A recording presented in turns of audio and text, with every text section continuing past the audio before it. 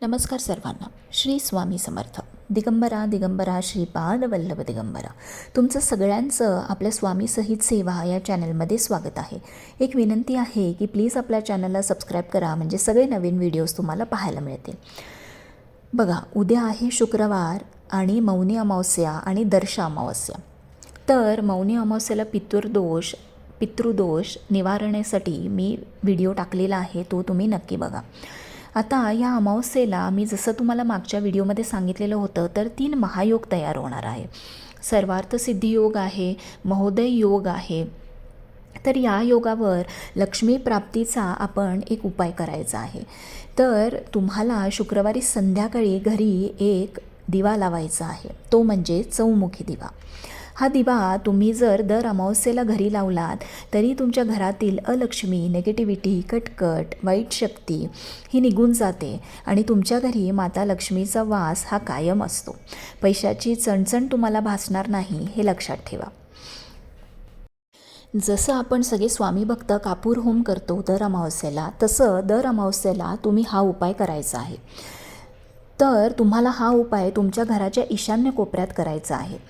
तर चौमुखी दिवा तुम्हाला तुमच्या घराच्या ईशान्य कोपऱ्यात लावायचा आहे.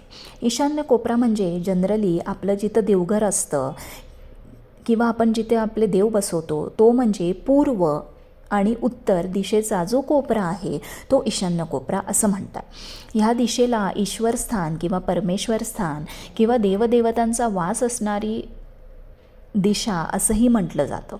म्हणून असंही म्हणतात की ईशान्य कोपरा हा जास्तीत जास्त मोकळा असावा आणि तो वजनाने खूप हलका असावा आणि वजनदार गोष्टी किंवा खूप वजन त्याच्यावरती त्या दिशेमध्ये ठेवू नये.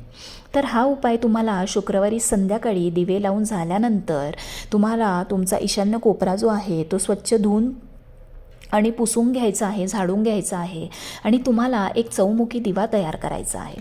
तर तुम्हाला आता या पिक्चरमध्ये दिसत असेल की चौमुखी दिवा कसा असतो.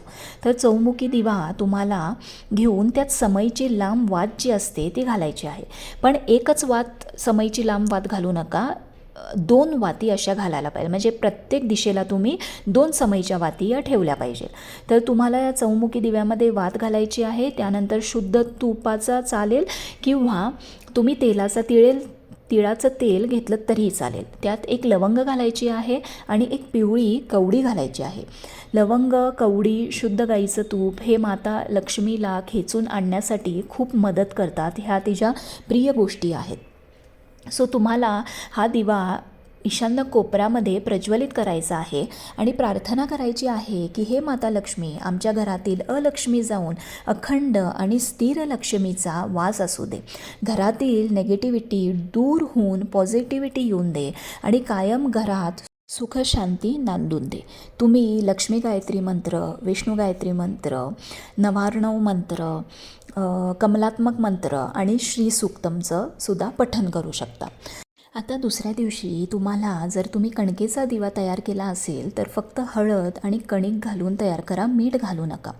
तर हा दिवा तुम्हाला लवंग असू द्या त्याच्यामध्ये, त्यातली जी कवडी आहे ती काढून घ्या आणि हा दिवा तुम्हाला विसर्जित करायचा आहे. तुम्ही जर पंटी घेतली असेल तर ती पंटी तुम्ही धुवून पुसून सुकवून तुम्ही पुढच्या अमावस्येला वापरू शकता. जर तुम्ही स्टीलचा दिवा घेतला असेल तरीही तुम्ही वापरू शकता. आता जी कवडी आहे ती तुम्हाला छान स्वच्छ पुसून घ्यायची आहे आणि तुमच्या तिजोरीमध्ये ती ठेवायची आहे, जिथे तुम्ही तुमचे पैसे स्टोअर करता किंवा तुमचे पैसे जिथं असतील त्या जागेवर तुम्हाला ठेवायचे किंवा तुम्ही तुमच्या देवघरात पण ठेवू शकता. आता हे बघा, उद्या खूप छान योग आहे, त्यामुळं हा उपाय तुम्ही लक्ष्मी प्राप्तीचा नक्की करा. हे बघा, जिथे माता लक्ष्मी असते असं म्हणतात की तिथे अलक्ष्मीसुद्धा असते. सो जर आपण असे उपाय जर केले तर माता लक्ष्मी प्रसन्न होऊन अलक्ष्मी दूर होते आणि आपल्या घरात अखंड लक्ष्मी नांदते. सो हा उपाय नक्की करून बघा, खूप सोपा आहे. मी पण हा उपाय करणार आहे आणि केलेला पण आहे. तर हा उपाय नक्की तुम्ही करा. काही जर प्रश्न असतील तर कमेंट बॉक्समध्ये नक्की विचारा. श्री स्वामी समर्थ.